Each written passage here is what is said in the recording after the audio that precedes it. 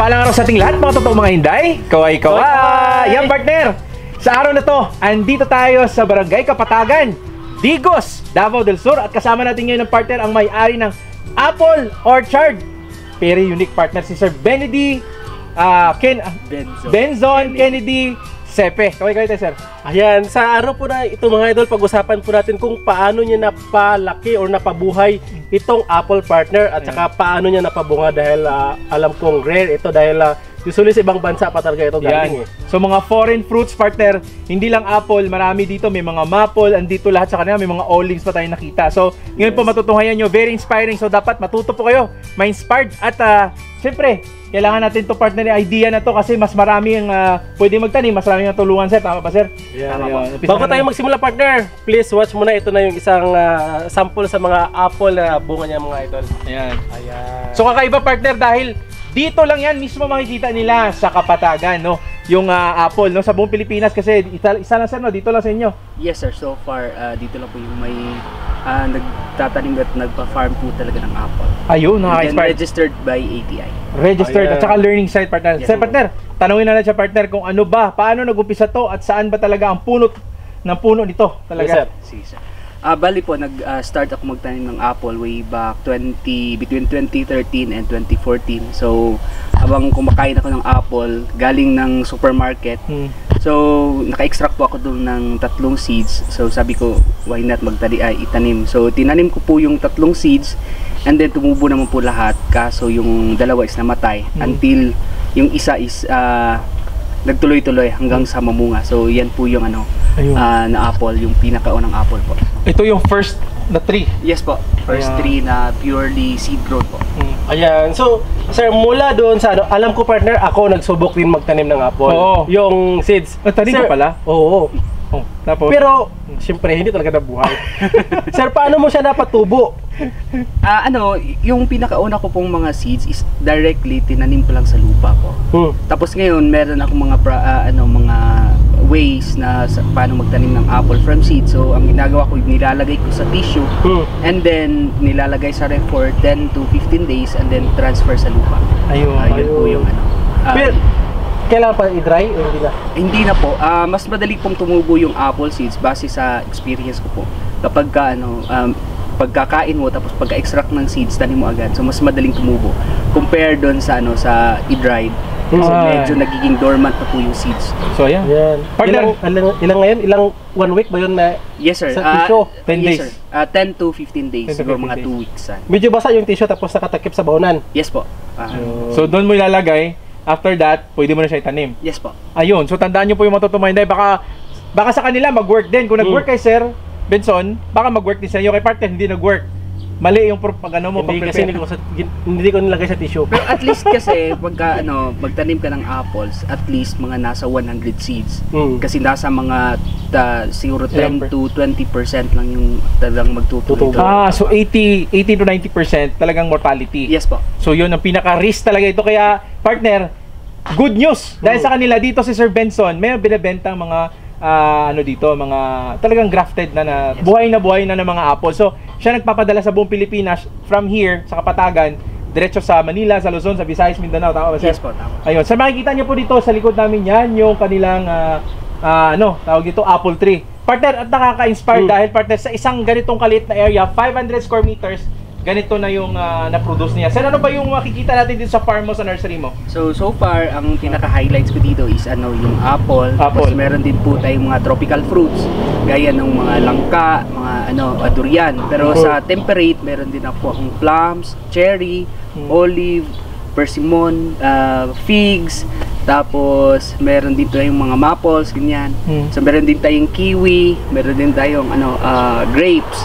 So far yung farm ko po is diverse. So parang tinitipon ko po yung tropical at saka mga temperate fruits para kapag merong pupunta dito, so makikita nila yung mga prutas na usually makikita natin sa ibang bansa. Ayun. So later on, pwede natin yung ma-visit yan, sir? Yes po, yes po. Ayan. Pero ngayon po, balik mo na. Continue natin, partner. Oo. Sir, di ba tumubo na? Tumubo na. Yung seeds, kumbaga nag-germinate na. Oo. Ano ang next natin gagawin? Ilagay ba sa punla or anong mga Yes po. gagawin po? Pagkatapos po, after nung 15 days na nasa rep po yung apple, so pwede nating itanim directly sa lupa na po. And then gagamit po tayo ng mga fungicide. So meron din tayong mga organic fungicide at saka yung mga commercial. So pwede tayong gumamit ng spray natin para ang apple kasi is prone po siya sa fungus contamination. So mas maganda kung meron tayong tawag Fungicide. prevention. Prevention, okay. Ayan. So halimbawa nalagyan na natin sa isang pot. Mga ilang weeks po siya bago tawag niyan abunuhan ba or something dilig? Ano Yes ba po. yan gagawa? Yung sa pagdidilig naman is mga depende po kasi sa weather, kung medyo mainit pwedeng daily, pero usual is 2 to 3 times a week kung magdidilig tayo. Sa pag-aabono naman, hindi po ina-advise until magiging 1 year yung ating seedlings. Ayun. So doon po tayo mag-start ng mag-abono. After a year pa. Yes po. Kasi yung medyo juvenile pa yung kanyang mga roots. So medyo sensitive pa po siya sa mga commercial na mga abono. possible mamatay. Yes po, possible. Yun pala yun. Partner, kanina pa nagtataka ako, partner. Kasi iba't ibang klase yung natin, apples eh. Ano ba yung breed na meron ka dito sa apple? Variety. Yung Variety. mga exact type, yung tinatawag na exact type, yun talagang makikita natin sa ibang bansa. So meron ako ditong Fuji, meron tayong Gala, tapos meron Fuji, din tayong iba pala. Rosette, meron tayong Dorset Golden, Ayun. Red Love, Ayun. tapos meron din tayong Wambuko galing ng Kenya. So, kumbaga, meron din Aurora, tapos meron din tayong mga... halos lahat na pala nandito. Collection pala to? Hindi pa po halos lahat kasi there are 8,700 varieties of apple. Ay, ang dami pala. So, Tapos yung ko kasi dito highlights din is nag-produce ako ng sariling varieties ng ng apple sa Pilipinas kasi once magtanim tayo ng apple from seeds, makukonsider po siya as new variety ng apple. So, yung mga new variety ng apple na talagang fruiting na dito from seeds, siguro mga nasa 7 to 8 na yata yung napabunga ko from seeds. So, meron akong yung pinakauna kong variety na ipinangalan is Benson pero hindi pa po siya registered. So, meron din po tayong Davo, tinawag kong Davo kasi tinanim siya ng cousin ko na Dave ang pangalan, tapos sounds like Davao. Okay. So Davao. So meron din tayong Apo from Mount From here. Apo. Yes po. Partner, ang pinaka-unique do partner, ito yung magandang title. Kasi sa Pilipinas, may sarili na tayong apple na variety. Yun ang maganda kasi Philippine na apple na variety, yung Davo, Apo, tsaka yung Benson. Yes po. Yun po. So you mean sir, lahat ng to galing sa binili mong apple fruits sa supermarket? Yes po. Usual, nagtatanim ako dito ng mga apple from seeds. So, ang ginagawa ko, yung iba pinapabunga para mayroon tayong sariling variety. Ang iba is ginagawa ko ng rootstock. So, doon ko po dinudugtong yung mga fruiting, mga existing fruiting na mga apples dito. So, dinudugtong ko ng graft. Yun na yung binibenta at saka itinatanim ko sa ibang farm po. Ayan. So, bakit sir idudugtong pa? Meron kang from seeds sa tumubo. Bakit idudugtong pa? Ilang years ba ito mamumunga kung seeds? Pag seeds kasi, umaabot siya, base sa sa mga research, umaabot siya ng mga 5 to 12 years. Okay. Yung pagmumunga ng apple from seeds. And Pag grafted? pag grafted po, nasa 2 to 3 years. Sometimes earlier than that. Merong mga Sa'yo? dito, Experience mo? nakakuha ko ako ng mga 6 months yata. 6 months meron na? Yes po, yung nasa pot. Iba pwede talaga. yung Ayan, Mas advanced. doon sa taas. Ayun sa taas. Gilid. Yun yung binebenta partner. So, sa mga gustong bumili, ano ba yung may page nila eh? Yes po. Ano po yung sir? Meron kong page, Kapatagan Apple Orchard, Rare Fruit Farm and Nurseries. Tapos meron din po tayong, pwede ba mag-vlog? Sa vlog? Oh. Yes po. Benson Kennedy Agri Vlog. Ayun, sa, subscribe nyo. Sa YouTube at saka sa Facebook page. Yes po. Benson Kennedy Agri Vlog. Agri Vlog. Yun. Benson Kennedy Agri Vlog. I-follow nyo po, i-contact nyo siya doon. Baka gustong bumili. Partner, ito din inisip po partner. Kasi lahat na napuntahan natin sa Luzon, Visayas, Mindanao, iba't ibang mga yan mga pwedeng itanim na mga fruits. Ano ba yung tamang angkop na elevation? Ano ba yung lupa na kailangan ng ano itong apple para mabuhay Climate. sila? Climate, ano? Sa ano kasi, yung apple kasi is considered po siya as temperate fruit. Oo. So, sa Pilipinas, siguro ang makakapasa lang sa lugar talaga na hiyang for apple production is siguro Benguet at Benguet. Baguio kasi mas malamig pa sila kaysa sa atin. Mm. Pero usual, yung temperature na kailangan ng apple is nasa 7 to 12 degrees. Okay. So, Malamig. parang wala yan dito sa atin. Pero yung apple kasi is unique siya and then trees. So, nag-a-adapt siya kung saan siya itinanim. So, pwede tayong magtanim kahit sa lowland or even sa Adaptive highland. siya. Yes po. Highly adaptive po yung apple. So, Ayun. pwede tayong magtanim ng sa lowland kasi given na yung ano sa Kenya, sa Africa, so meron silang sariling variety yung sinabi ko kanina, Wambogo, na tested na rin po siya sa lowland areas. Tapos mas mainit pa sila kaysa sa atin. Ayun. Pero productive naman. Yes po, nag-i-export na sila sa Europe kasi ginawan lang organic yung Ay, kailang may produce. plantation na talaga. Pero halimbawa yung mga naitanim mo dito, sir, from seeds, do you think magiging productive siya in terms sa bunga kung halimbawa lowland or medyo mataas-taas ang temperature ng area? Yes po sir, possibly po. Pwede pong magiging ang mga produce natin dito na sariling varieties. Pwede po siya sa highland, even sa lowland, pwede po. So, ano, kasi yung Kapatagan, ngayon, medyo mainit nga po eh. Oh. So, talagang ano, yung apple is, kung saan siya itinanim, mag-a-adapt po siya. Kaya parte, good news. Expansion ni Sir Benson, meron silang 2 hectares expansion for apple plantation. Ganun tama ba yun, sir? Yes, sir. Sa ngayon, meron akong tinatanim sa Sitio Sabwag with 170 apple trees. Tapos sa isang area is mga 2 to 1 hectare yata yung target namin naman na magkakasya siguro ang apple ng mga 800 trees. Sa 2 hektarya? Yes po. Ayun. So, kasi yung planting distance is nasa 5 by 5, depende po sa water source. Kasi kailangan po natin pag medyo mainit, kailangan rin pa ng apple ng water. Water. Okay. So partner ito partner nakaka-inspire dahil nga kakaiba talaga. In the Philippines nag-iisa si Sir eh. Partner, gusto ko lang tanungin si Sir Benson, no first na 2013, ilang years bago siya nag-harvest sir yung ano mo sir apple? Yung ano ko kasi tinanim ko po kasi is from seeds. So umabot po siya ng 5 years bago siya namunga. Pero ngayon meron tayong mga bagong tanim na mga apple from seeds na within 1.5 years namunga na po dito. Grafted? Hindi po. Seeds din? Seeds. Yun yung pinaka-early recorded ko na fruiting apple. Ano yun sir? Anong name nun? Wala pa. Wala pa name. Sir, Wala ito pa sa'yo? Yes sir. Yung Davao tsaka yung Apo? Yes sir. Ayun. Yung Davao, Apo, tapos Benson. So hindi na niya kailangan na mag-study pa. Dito na eh.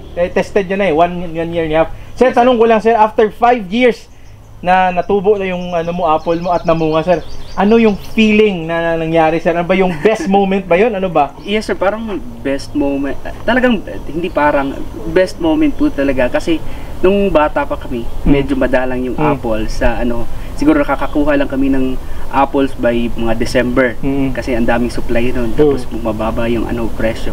So parang ano kasi yung feeling na pag may apple nung bata pa pag may apple ka sa bahay niyo, feeling mo mayaman ka na. Pag may apple ka, mayaman ka na. Mas mayaman ako ngayon, meron akong 3. Wow! Ayan. Sir, sa 2 hectares mo pala na tinaniman ng apple. Lahat ba yun seeds or grafted lahat? Grafted na po lahat. Pero meron din po akong pinaplan na na talagang magtatanim ng purely seed grown po lang. Para sa continuous yung discovery ng So yun partner. So, partner, curious lang ako of course, nakakaalam dito po sa Kapatagan, Davao del Sur. Yes po.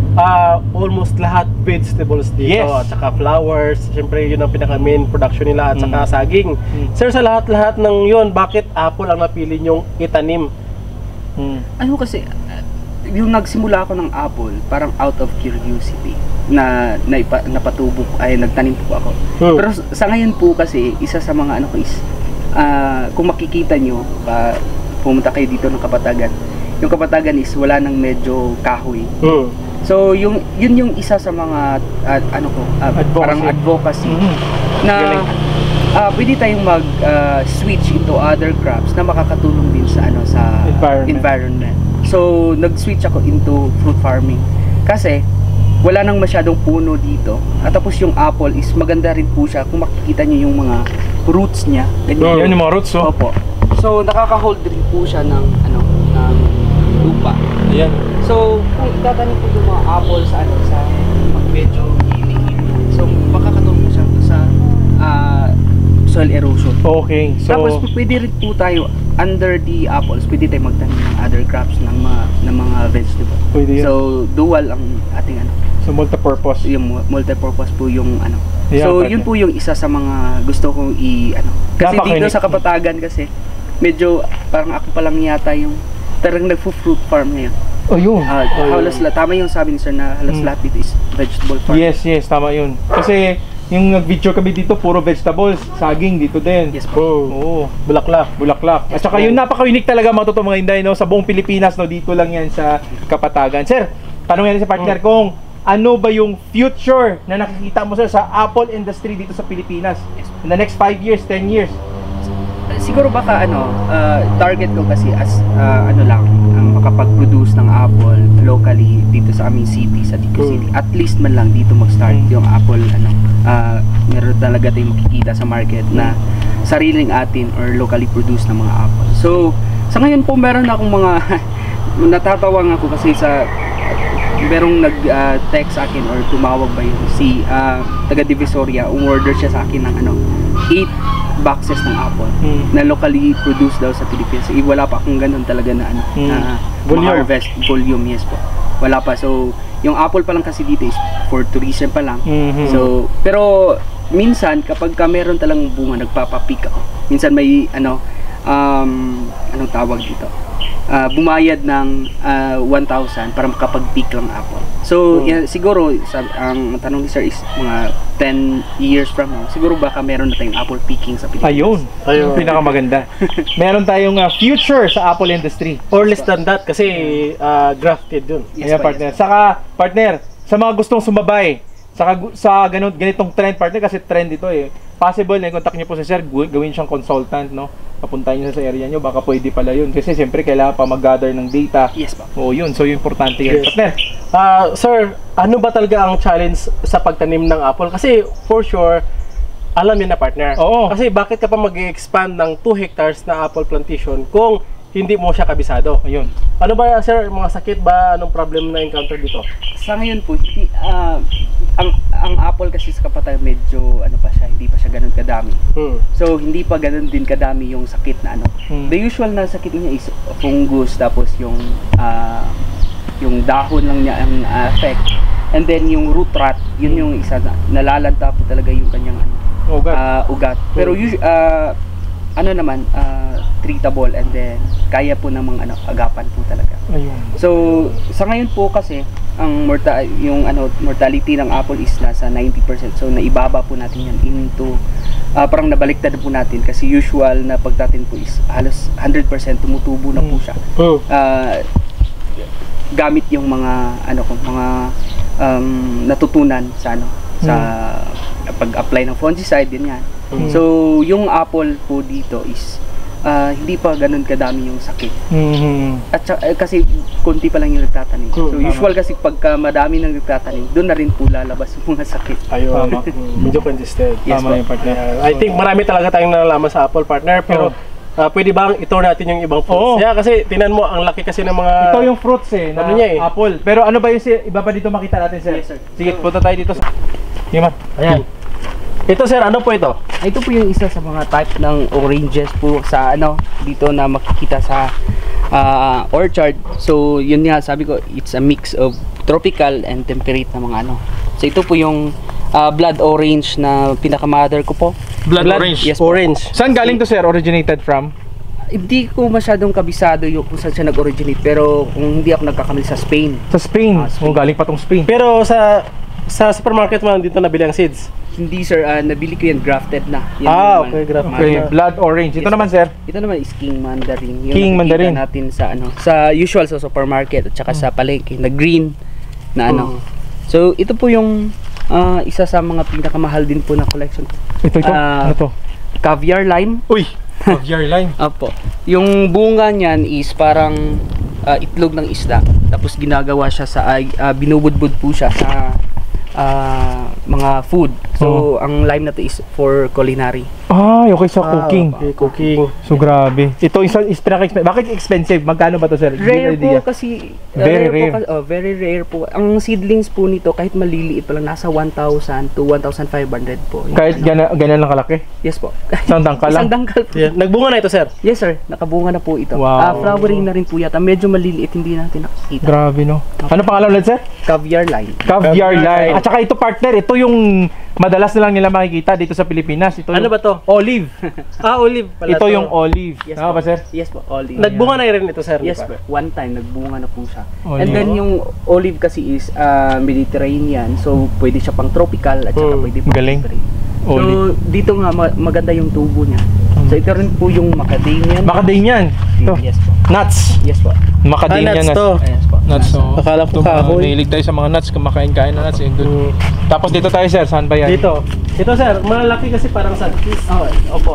Ito. Ay, ito naman po is achacharo. Makikita natin to sa parang Colombia yata. Okay. Pamilya po siya ng mangustin. Yun nga lang, maliliit yung bunga, tsaka yellow yung color. Ay, okay. Sige. Tapos Ito. ang blood orange. Blood Yung, orange. Laki. yung kaibahan ng Tingnan mo. na potted at saka nasa lupa lang. So, mas maganda yung kanyang bunga. Kasya ba yung kamay mo? Maano ba to, sir? Matawag nito? Matamis ba to? Yes, sir. Or medyo Matamis po masim-masim? siya. Yan, oh. Ito. Ito yung kulay niya. Yes, ma'am. Bakit kailangang balutan, sir? Para lesser fly. ang spray kasi fruit flies tama po. Okay. Same like apples. na Okay. fruit fly. Sensitive sila, no? Yes po. Ayun. So, meron ka dito. Ano pa, sir? Maliban dito. Meron din po tayong ito, loquats. Loquats. Opo.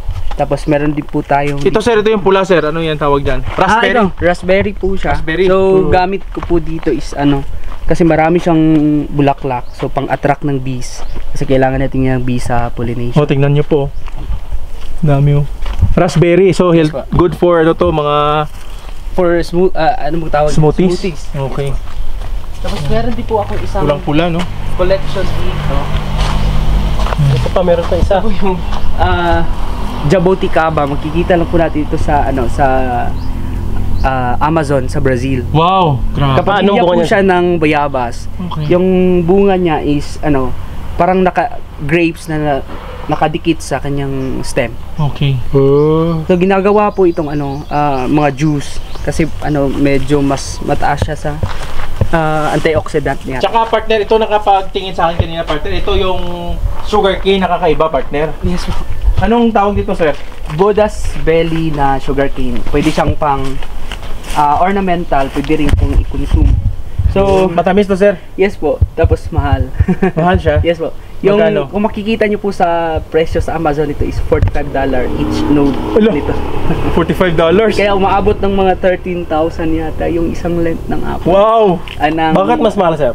Kasi po siya pwedeng pang ornamental. Tapos rare po siya na klase ng tubo. Pero Pero yung lasa niya, Picture ka. same lang din po sa tubo. okay. Grabe. Same lang din sa tubo, partner. Yes po. Grabe. Ang ginagawa kasi- Budas. Budas belly. Tapos Saan mo nakuha to, sir? saan kung ba ako? Nakalimutan ko na yata. Sa bandang yata Luzon. Luzon. Sa Luzon. Luzon ko to nakuha. Ayun. So, grabe. Dito lang. Gusto nila mag-visit dito. Hindi kasi malakas yung signal dito, partner, sa cellphone. Wi-Fi ang malakas dito sa kanila kasi medyo tama sir, no? Apo. Napaloob kasi sa bundok. So, i-contact na lang nila yung Benson Kennedy Agri Vlog. Yes, ma'am. Yun, sa Ayun. YouTube tsaka Facebook. So, saan pa, sir? Meron pa dito sa pinagmamalaki mo, sir? Merong Musang King dito kanina eh. Ay, dun, partner, yung apple. Apple na nasa pa. 6 months pa lang. Ala, Ito sa pala mga- yung cherry. Cherry na legit na cherry. Legit na cherry. Meron kasing nagbibenta sa Pilipinas cherry. Tapos yung So ito yung legit na cherry. ito yung cherry. Cherry. Yan. Wala pang bunga. Wala pang bunga. Pero Buhay na? Napoleon variety po ito. Napoleon variety. Bakit namatay dito, sir? Hindi sir, dormant po yan. Okay. Yan po yung parang natutulog yung plants. Okay, so nagpapahinga lang. Dito working, tapos dito dormant. Okay, so ayos Ang galing. So Partner, yan. tingnan natin yung Yung 6 apple. months na apple na nagbunga. Tingnan natin doon. Tara. Ito pala kiwi. Kiwi. Oo. Ayan pala yung kiwi. Yes, ito yung kiwi. Vine Yes, pala yung vine. kiwi. Meron lang yata. Ayan sir, alam ko na yun sa kabila sir, avocado yan sir, no? Yes po. Ayos. Meron pala dito mga tropical tsaka Mediterranean na mga trees. Yes po. Yes. Fruit trees, so yun. Meron po tayong ano. Ito sir, prutas to. Yes po, figs. Figs, ito yung figs. Ano yan? Nuts ba to? Hindi po. Ano? Fruit po siya. Fruit siya. Figs. Galing ng Middle East. Di po yan. Figs. Kasi yan sa Middle Magkano East. to sir pag binili? 500 per seedlings po. Seedlings. Oh, yun. Meron Yung yan dito, apple sir, sir, wild- magkano sir? Ay, doon wild natin figs. tingnan. Figs ito, figs. Figs. Diba meron, Kinakain na meron siya, yung kawig kinakain. dito sir, yung mga wild na nakikita sa Apo. gubat. Same as ano, yung mga wild. Tubog, tibig. O tibig, tsaka yung tubog na nasakita sa wild. Ayan. Ito yung binibenta.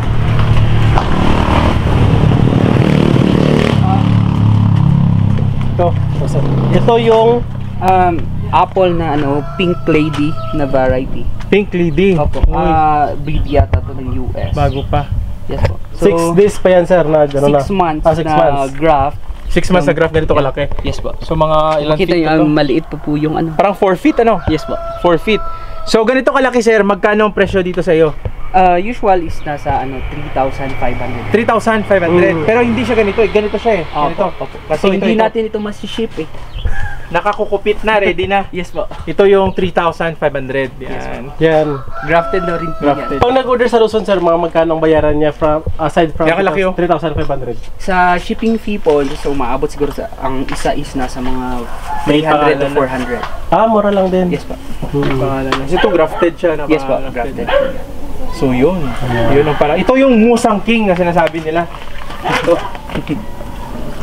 Yan. Musang King. Yan sa Thailand, no? Isa sa mga expensive na durian sa buong mundo. Musang King. Tama ba sir? Yes sir. Matamis kasi ito eh. Yes sir. Musang King. So yan, dito tayo sa kanyang ano pre, doon sa table doon, no? Punta tayo dito. Yan, dito tayo. Dito tayo mag usap-usap. Tara. Dito yung mga apple mo sir. Oh.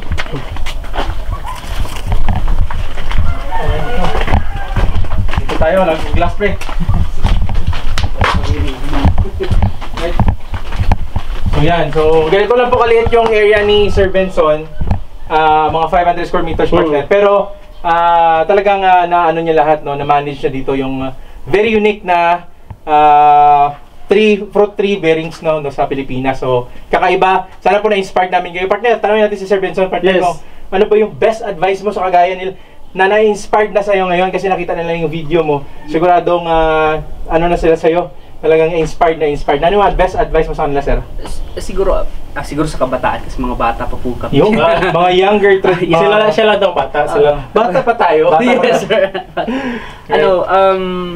Siguro engage into agriculture kahit hindi tayo mag-enroll into agricultural course. Pero ang dami pong mga data, dami pong mga matututunan natin sa YouTube.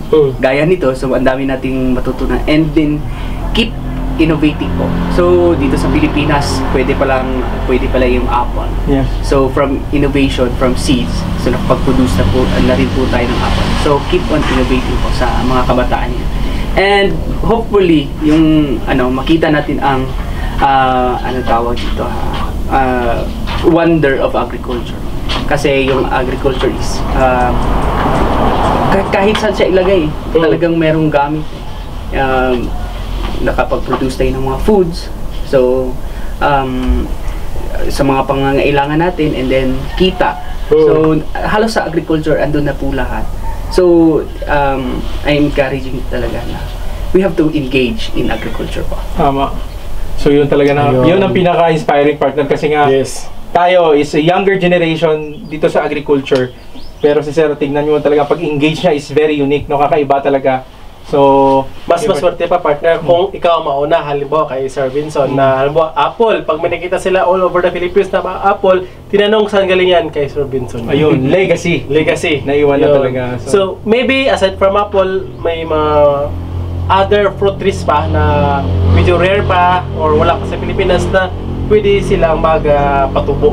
Ayun. Yan. At saka dito partner, pwede dito pala ng Yes, agriculture Training site. Yes, Site. pa. For diversified farming. So mga totoong mga hinday, mga idol, mga palaboy, kung nakaabot ka sa video ito, mag-comment ka kung taga saan ka para malaman namin kung taga saan umabot yung video natin, partner. At sana na-inspired natin sila, no? So, sana po na-inspired kayo kay Sir Benson. Kennedy Sepe. Ayan. So, don't forget to subscribe ang channel niya po, yung Benson Kennedy Agri Vlog. Yes, tama ba yun? Ayan. So yan, partner. So naikot na po namin ni partner ang Luzon, Visayas, Mindanao, iba't ibang diskarte, iba't ibang farming techniques. At ngayon po, ang isa sa mga pinaka-unique na na-feature namin dito yung apple tree, no? Plantation na at saka expansion, napakalawak, partner. So pag sinunod nyo po yung madiskarte nila, possible po yun, hindi na magiging resulta ninyo. Kaya kagaya ni Sir Benson, kita-kits tayo sa farm nyo. Ayan. So mga ito, kung nagustuhan nyo po yung ating video, please like naman yung button natin, Yes. natin dyan. At saka, don't forget, i-subscribe po kami at saka Yes. si Sir Benson. Yes. At saka, don't forget din, i-click yung notification bell para updated po kayo sa every farming farmers na ma-visit po natin at ma-feature, mga idol. Ayan. So, mula yan dito sa Barangay Kapatagan, Digos, Davao del Sur. Kasama natin ngayon ang farmer hero natin, partner. At saka very unique na farming, ang apple tree plantation, partner. Dito lang yan, no, sa Kapatagan. Maraming salamat sa inyo, mga totoong mahinday. Happy farming. Kaway-kaway. Bye-bye!